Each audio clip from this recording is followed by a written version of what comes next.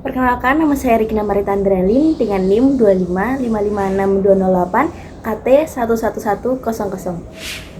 Saya Rifia Nuril Habibah dengan NIM 255568190 KT11350.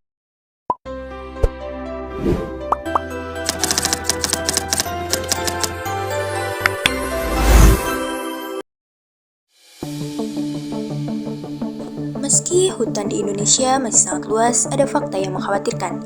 Berdasarkan siaran pers Kementerian Kehutanan yang dirilis pada tanggal 20 Maret tahun 2025, luas lahan berhutan di Indonesia pada tahun 2024 mencapai sekitar 95,5 juta hektar atau sekitar 51,1% dari total daratan. Namun, angka deforestasi neto untuk tahun 2024 juga tercatat sebesar 175,4 ribu hektar. Angka ini meningkat dibanding tahun sebelumnya, menandakan tekanan terhadap kawasan hutan nasional masih tinggi.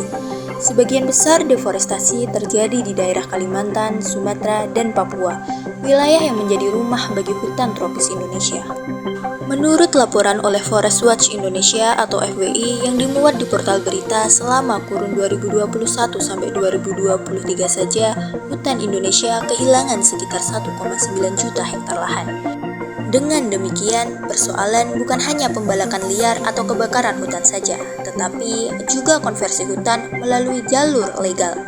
Izin yang diberikan memungkinkan penebangan atau alih fungsi. Lalu, apa saja penyebab utama deforestasi di Indonesia?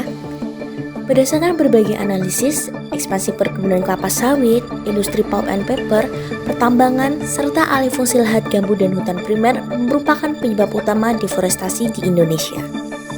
Dari sisi kebijakan, pemerintah telah melakukan sejumlah langkah, seperti pengendalian kebakaran hutan dan lahan, penerapan instruksi Presiden mengenai penghentian pemberian izin baru untuk hutan alam primer dan lahan gambut, pembatasan alokasi kawasan hutan untuk sektor non-kehutanan, serta rehabilitasi hutan dan lahan.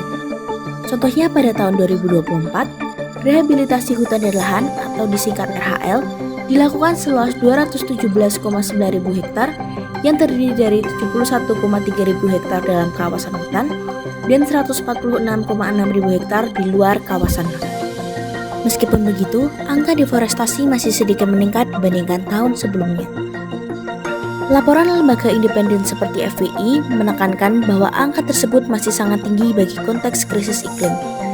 Dan tidak adanya keseriusan kita dalam melindungi sumber daya alam bila kita masih kehilangan jutaan hektar hutan dalam 2 tahun.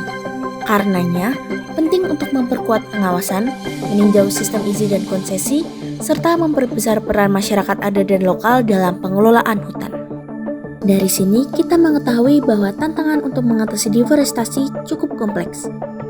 Kita perlu mencari cara agar rehabilitasi hutan benar-benar efektif, mencegah alih fungsi hutan, dan memastikan data pemantauan yang transparan dan akurat. Selain itu, jangan lupa bahwa kerusakan hutan bisa memperbesar risiko bencana alam. Hutan yang rusak tidak lagi mampu menyerap air dan karbon, sehingga meningkatkan risiko tanah longsor dan banjir, terutama bagi masyarakat yang tinggal di daerah rawan. Deforestasi yang kian meluas merupakan peringatan keras bahwa menjaga hutan berarti menjaga kehidupan. Mari bersama melindungi hutan Indonesia, warisan hijau yang tak ternilai bagi generasi mendatang.